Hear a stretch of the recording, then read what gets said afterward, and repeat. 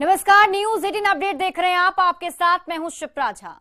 बिहार का स्वास्थ्य महकमा मरीज की जान को लेकर कितना संवेदनशील है, इसकी एक हैरान कर देने वाली बानगी सामने आई है। जहानाबाद सदर अस्पताल में प्रसव के लिए आई एक साथ 22 महिलाओं को गलत इंजेक्शन दे दिया गया, जिसके बाद सबकी हालत बिगड़ गई और वहां खूब हंगामा भी बरपा। स्थिति ऐसी हुई कि डॉक्टर और नर्स अस्पताल की खिड़की से कूदकर भाग निकले। घोर लापरवाही के इस मामले में जैसे ही महिलाओं को गलत इंजेक्शन लगाया गया है, उसके कुछ देर बाद ही सभी मरीजों को बेचैनी और घबराहट होने लगी। इसके बावजूद वहां ना तो डॉक्टर आए और ना ही किसी नर्स ने इस गंभीर लापरवाही को संज्ञान में लिया। मरीज के परिजनों को जैसे ही इसकी सूचना मिली, उन्होंने अस्पताल में हंगामा करना शुरू कर दिया। घटना की जानकारी मिलते ही अस्पताल के अधीक्षक डॉक्टर डी चौधरी प्रसूता वार्ड में पहुंचे और किसी तरह मामले को शांत किया। लेकिन हद तो तब हो गई, बीती रात गलत इंजेक्शन लगाने के बाद सुबह भी वही इंजेक्शन मरीजों को दिया जाने लगा, जिसके बाद फिर से सबकी हालत बिगड़ गई, जिसके बाद फिर से हंगामा बरपा और इसके बाद डीएम के निर्देश पर एसडीओ सदर अस्पताल पहुंचे। पूरी स्थिति का जायजा लिया गया और ये तस्वीर हम आपको दिखा रहे हैं। हमारे सहयोगी राजीव रंजन अधिक जानकारी के साथ जुड़े हुए हैं। राजीव, सबसे पहले तो मुझे इस पूरे घटनाक्रम को डिटेल में बताइए कि आखिर क्या कुछ हुआ। देखिए, मैं आपको बता दूं कि जहानाबाद सदर अस्पताल में प्रसूति मतलब जिन महिलाओं के बच्चे होते हैं, खास करके सिजेरियन महिलाएं होती हैं, उनको अलग वार्ड बनाया गया है। करोड़ों की लागत से वार्ड हाल ही में उसका उद्घाटन हुआ है, जिसमें महिलाओं को रखा जाता है। महिलाएं सामान्यतः उसी में रहती है। रात में भी यही स्थिति थी। लगभग 20 से ज्यादा 22 महिलाएं, कहा जा रहा है कि 22 महिलाएं वहां थी, जिनको ऑपरेशन से या सामान्यतः बच्चे जो होते हैं उसके बाद वहां रखा गया था डॉक्टरों की देखरेख में। रात में 11 साढ़े 11 बजे के बीच में सभी महिलाओं को एक इंजेक्शन दिया गया था, जिसके बाद उनकी स्थिति खराब होने लगी। रात में डॉक्टरों की कमी होती है, लेकिन इमरजेंसी में डॉक्टर होते हैं। वहां से जब लोगों ने बुलाया, हंगामा शुरू हुआ, तो किसी डॉक्टर ने आकर देख रेख किया। बाद में स्थिति सामान्य हो गई, लेकिन सुबह में फिर से जब वही इंजेक्शन लगभग 11 साढ़े 11 बजे दिया गया, तो फिर उन महिलाओं की स्थिति खराब होने लगी, जिसके बाद उनके परिजनों ने हंगामा शुरू कर दिया। हंगामा बढ़ता देखकर वहां जो नर्सें मौजूद थी वार्ड में और जो डॉक्टर थे, वो अस्पताल से भाग गए। खिड़की से कूदकर, हमारे पास जो तस्वीरें हैं उसमें दिख रहा है कि वो नर्सें खिड़की से कूदकर भाग गई। बाद में इस बात की जानकारी डीएम ऋषि पांडे को दी गई। डीएम ने एसडीओ को खुद वहां भेजा। एसडीओ के आने के बाद हम ये नहीं कह रहे कि वो इंजेक्शन गलत है, लेकिन कुछ तो ऐसा था जिसकी वजह से रात में स्थिति खराब हुई। उसी इंजेक्शन को फिर आखिर क्यों दिन में दिया गया? सदर अस्पताल का जो वार्ड है, खास करके जहां पर महिलाएं भर्ती होती हैं, प्रसव के लिए आती हैं, उसमें लापरवाही कोई नई बात नहीं है। पहले भी हमने ये खबर दिखाई है कि वहां लापरवाही की जाती है। राजीव, फिलहाल उन महिलाओं की स्थिति क्या है? क्या किसी महिला की स्थिति गंभीर भी है? और जो डॉक्टर भागे थे, क्या उनकी पहचान अब तक हो पाई? अभी स्थिति सामान्य है। अस्पताल के अधीक्षक डी चौधरी, एसडीओ और सिविल सर्जन को भी हालांकि इस बात की जानकारी दी गई, लेकिन सिविल सर्जन नई आई हैं जिले में, उनको शायद इसकी गंभीरता का पता नहीं चला।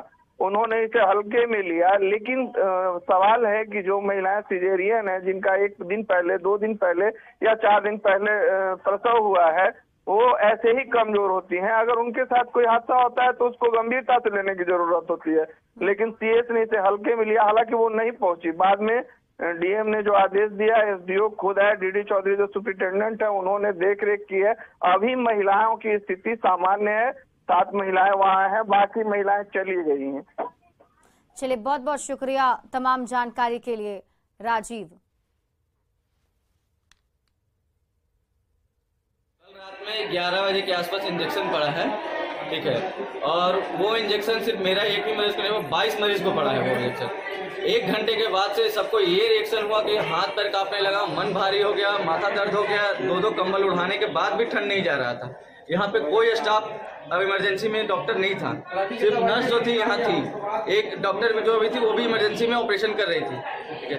कम से कम 15-20 मिनट के बाद हम लोग जब इधर चिल्ला चिल्ली करने लगे, तब आगे जाके एक डॉक्टर आए, देखे और सबको डेक्सोना वगैरह का इंजेक्शन दिया गया है। और अब आपको सीधे ले चलते हैं पटना, जहां से नीतीश कुमार के आवास पर इफ्तार पार्टी का आयोजन किया गया है। वहां की ये सीधी तस्वीर अपने टीवी स्क्रीन पर आप देख रहे हैं, जहां अभी दुआ पढ़ी जा रही है। उनके साथ आप वहां पर जो तस्वीर देख पा रहे हैं उसमें मुख्यमंत्री नीतीश कुमार हर साल अपने आवास पर इस तरीके से इफ्तार पार्टी का आयोजन करते हैं। हालांकि कोरोना का जब वक्त चल रहा था तो उस वक्त इसे जरूर स्थगित किया गया था, लेकिन उसके बाद से जब हालात सामान्य हुए हैं तो एक बार फिर से एक जुटान जो है सीएम आवास पर हुआ है। सभी कार्यकर्ता, नेता, जेडीयू के वरिष्ठ नेता वहां पर मौजूद हैं और फिलहाल ये जो तस्वीर आप देख रहे हैं, बताया जा रहा है कि अब कुछ ही देर के बाद यहाँ पर जो है इफ्तार किया जाना है। बढ़ते हैं आगे और वैशाली से आपको खबर बता दें, वैशाली में आग ने कहर ढाया है। यहां भीषण अगलगी में 50 घर जलकर राख हो गए। घटना राघोपुर के जुड़ावनपुर थाना क्षेत्र के वीरपुर बिंटोली की है, जहां खाना बनाने के दौरान एक घर से निकली चिंगारी भीषण आग में तब्दील हो गई और देखते ही देखते 50 घरों को अपनी चपेट में ले लिया। इस भीषण अगलगी में पूरा का पूरा सामान जलकर राख हो गया। लोगों को अपने घरों से कुछ भी बचाने का मौका नहीं मिल सका। इस अगलगी में कई मवेशी भी झुलस गए। स्थानीय प्रशासन के कई अधिकारी मौके पर पहुंचे और पीड़ितों की हर संभव मदद का भरोसा दिलाया है। इन दिनों पछुआ हवा तेज चल रही है। जहां भी कहीं आग लगने की घटना होती है, तेजी से आग फैल जाती है।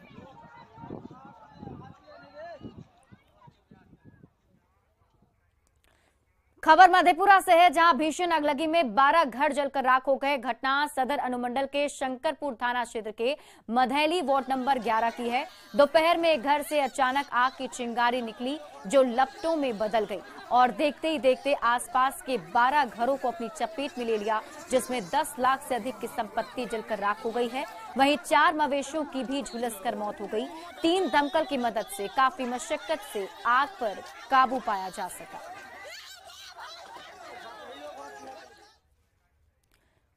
गोपालगंज पुलिस ने उत्तर बिहार ग्रामीण बैंक में डकैती कांड का खुलासा कर लिया है और इस मामले में पुलिस ने 3 अपराधियों को हथियार के साथ गिरफ्तार किया।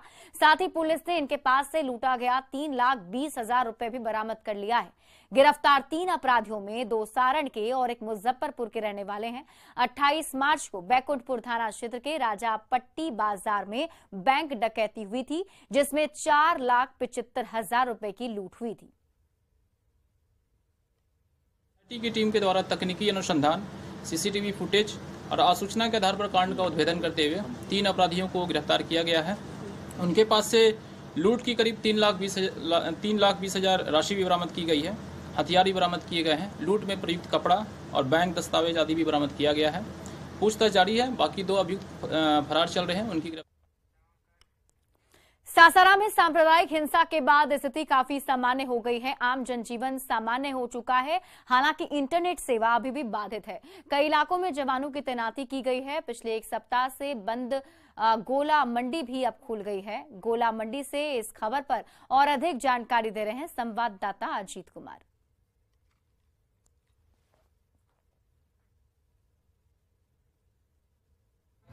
रामनवमी के जुलूस के बाद जिस तरह से सासाराम में उपद्रव फैला और पिछले 1 सप्ताह से लोगों की गतिविधि थम सी गई थी, लेकिन अब स्थिति सामान्य हुई है। मैं अभी हूं सासाराम के जो गोला बाजार है, मुख्य बाजार जिसको कहते हैं, उस बाजार में। उस बाजार की स्थिति मैं आपको दिखा रहा हूं।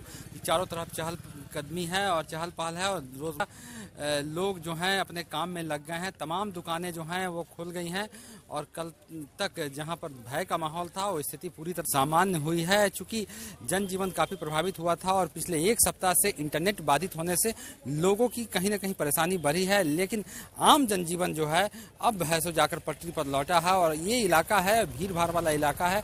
दूर दराज से लोग भी यहाँ पर खरीदारी करने आते हैं। प्रशासन ने अभी भी जवानों की तैनाती की है। लगभग 100 से 102 जगहों पर दंडाधिकारी की तैनाती हुई है और कुल मिलाकर जहां जहां संवेदनशील क्षेत्र है उन तमाम संवेदनशील जगहों पर जो है दंडाधिकारी की भी नियुक्ति की गई है और बड़ी अधिकारी भी हैं, वो भी जो हैं वो मौके पर लगातार लोगों से संपर्क कर रहे हैं। तो इस प्रकार हम कह सकते हैं कि तमाम तरह के सुरक्षा के इंतजाम किए गए हैं और जहां से भी लापरवाही की खबर आ रही है वहां पर मुस्तैदी बरती जा रही है। अजीत कुमार, न्यूज़ 18, सासाराम।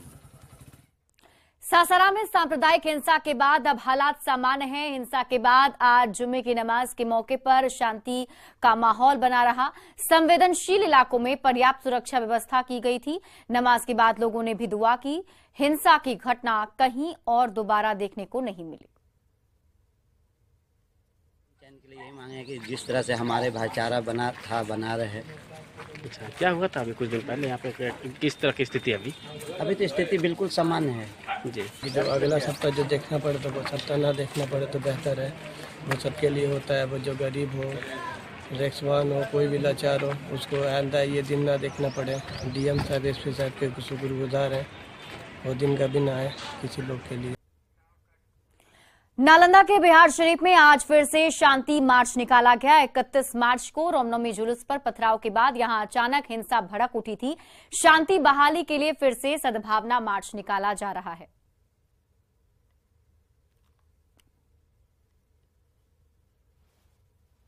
अफवाहें ही समस्या मिलजुल कर। केंद्रीय मंत्री पशुपति कुमार पारस ने कहा कि बिहार में जानबूझकर सांप्रदायिक हिंसा कराई गई। सासाराम में अमित शाह के कार्यक्रम को स्थगित कराने के लिए दंगा कराया गया। उन्होंने पूरे मामले में निष्पक्ष जांच की मांग की और दोषियों पर कार्रवाई की मांग की है। हमारे भारत सरकार के गृह मंत्री जी का प्रोग्राम था, तो अब मास में एक मैसेज गया कि गृह मंत्री जी काफी पॉपुलर हैं, देश के प्रधानमंत्री नरेंद्र मोदी जी काफ़ी पॉपुलर हैं और उनके प्रोग्राम में काफ़ी भीड़ है, इसलिए उस भीड़ को तितर बितर करने के लिए प्रोग्राम कैंसिल हो, इसीलिए इस ढंग का षड्यंत्र रचा गया और बिहार सरकार मूक दर्शक बन के बैठी रही। ये बिहार सरकार की गलती है। लोक गायिका नेहा सिंह राठौड़ ने बिहार में काबा पार्ट 2 सॉन्ग रिलीज किया है, जिसमें उन्होंने रामनवमी के जुलूस के दौरान हिंसा को लेकर बिहार सरकार पर सवाल उठाए हैं। नेहा सिंह ने ठेठ भोजपुरी अंदाज में नीतीश कुमार और तेजस्वी यादव की जोड़ी पर सवाल खड़े किए। नवमी के जुलूस में पत्थरबाजी जारी बा, रामनवमी के जुलूस में पत्थरबाजी जारी बा, चचा भतीजा के जाटा में पीस रहल बिहारी बा। काबा बिहार में काबा, अरे चोरी चकारी हिंसा अपहरण के सुगबू गाहट बा, चोरी चकारी हिंसा अपहरण के सुगबू गाहट बा, हमरा न लागता भैया जंगल राज के आहट बा। काबा बिहार में काबा, अरे चच्चा के चरण में भतीजवक चारों धाम बा, चच्चा के चरण में भतीजवक चारों धाम बा, मरेला छपरा जरे नालंदा जरत सासाराम बा। काबा बिहार में काबा, अरे 10 लाख नौकरी के वादा भइल रहे चुनाव में, 10 लाख नौकरी के वादा भइल रहे चुनाव में, एको बहाली निकलल ना लइका बाड़े तनाव में। काबा बिहार में काबा, अरे आए दिन मजदूर मरेले जहरीली शराब से, आए दिन मजदूर मरेले जहरीली शराब से, कबले बेड़ा पार लगई बा गोल मोल जवाब से। काबा बिहार में काबा, अरे 15 साल चच्चा रहले 15 साल पप्पा, 15 साल चच्चा रहले 15 साल पप्पा, तबो ना मिटल बेरोजगारी के ठप्पा। अरे काबा बिहार में काबा, अहाँ रंगदारी बा रंगबाजी बा गारी बा मार बा गर्दा बा। और अब बात करेंगे पटना के एक ऐसे अस्पताल की जिसे खुद इलाज की जरूरत है। सुनकर आपको भी हैरानी होगी, लेकिन ये 100% सच है। हम बात कर रहे हैं एमएलए और एमएलसी के लिए बने शहर के बीचों बीच विधायक अस्पताल की। यहां पर मरीजों के लिए 4 डॉक्टर और 13 कर्मचारियों की तैनाती है, लेकिन सुविधा के अभाव में एमएलए और एमएलसी की तो बात दूर, आम लोग भी नहीं पहुंचते हैं। जायजा लिया हमारे संवाददाता रजनीश कुमार ने। बिहार में माननीयों के लिए एक अस्पताल है और इस अस्पताल का नाम है विधायक अस्पताल। 2:40 अभी हुआ है। आप देख लीजिए, अभी जो टाइम है 2:40 है, दोपहर के बाद का ये वक्त है और हम पहुंचे हैं इस अस्पताल की हालत जानने के लिए कि आखिरकार ये अस्पताल कैसे रन कर रहा है। ठीक आने के बाद हमको सामने इस अस्पताल का एम्बुलेंस दिखा, जो अब डब्बे में तब्दील होता हुआ नजर आ रहा है। यही वो एम्बुलेंस है और इसकी हालत देखकर आप अंदाजा लगा सकते हैं कि विधायक हॉस्पिटल में अगर एम्बुलेंस से मरीज को रेफर करने की जरूरत पड़ जाए और मरीज को लाने की जरूरत पड़ जाए तो सब कुछ भगवान भरोसे है। ये देखिए जनरेटर है यहाँ का, इस जनरेटर से कैसे काम होता होगा, कैसे बिजली की जो वैकल्पिक व्यवस्था करनी होती है, ये जनरेटर जो है कई दिनों से चला ही नहीं है। तो ऐसे में आप अंदाजा लगा सकते हैं। ये जो सीट वगैरह है, ये सारी चीजें, बेड जो है ये ऐसे ही देख लीजिए रखा हुआ है और कई दूसरी चीजें जो है यहाँ पर।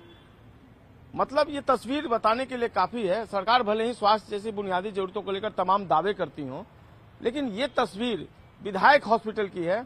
जी हाँ, लेकिन यहाँ पर आम लोग भी इलाज नहीं करा पा रहे हैं। अभी एक मरीज आए थे और वो नहीं दिखा पाए और हम अंदर की तस्वीर जो है आपको दिखाते हैं कि अंदर क्या हालात हैं, किस तरीके से ये हॉस्पिटल जो है वो चल रहा है। ठीक हमारे सामने देखिए ये हॉस्पिटल जो है, ये यहाँ पर एक एम्प्लॉय हैं जो बैठे हुए हैं।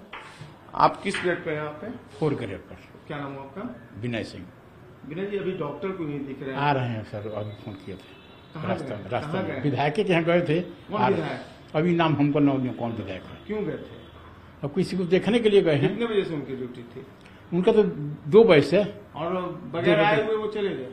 नहीं, उधर से उनको उधर चले गए, बाहर से उधर खबर मिल गई। जी, मतलब आप लोग पहले से जवाब रट कर रखते हैं कि जो आएंगे? ना वो बात नहीं है सर। उनका आला यहाँ रखा हुआ, आ रहे हैं। आला तो वो सबको एक्स्ट्रा रहता है गाड़ी में। और अभी एक महिला पेशेंट आई थी दिखाने के लिए, तो उनको बताया गया कि आप 4 बजे आइए, डॉक्टर साहब जो है फिलहाल नहीं है। ये देखिए तस्वीर यहाँ पर विधायक हॉस्पिटल की। और जाहिर सी बात है, जिस हॉस्पिटल पे हर महीने लाखों रुपए खर्च होते हों, वहाँ की थोड़ी तस्वीर देख लीजिए। और देखिए यहाँ पर इसकी अंदर की तस्वीर देखकर आप अंदाजा लगा सकते हैं कि किस कदर यहाँ पर इलाज जो है वो चलता है।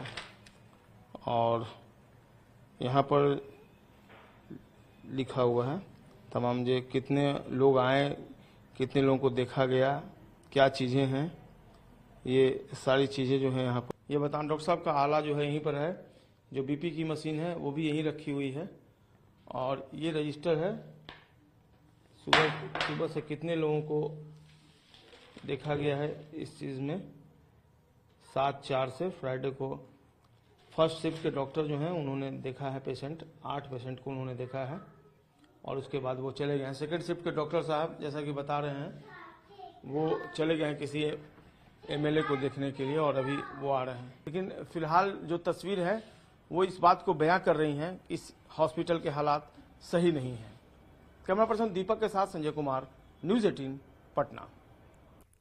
तो संवाददाता संजय कुमार की आप रिपोर्ट देख रहे थे, जिसमें उन्होंने तस्वीरों के जरिए दिखाया कि किस तरीके से विधायक अस्पताल को खुद ही इलाज की जरूरत है। और फिलहाल इस बुलेटिन में अभी के लिए बस इतना ही। आप देखते रहिए न्यूज़ 18 बिहार झारखंड।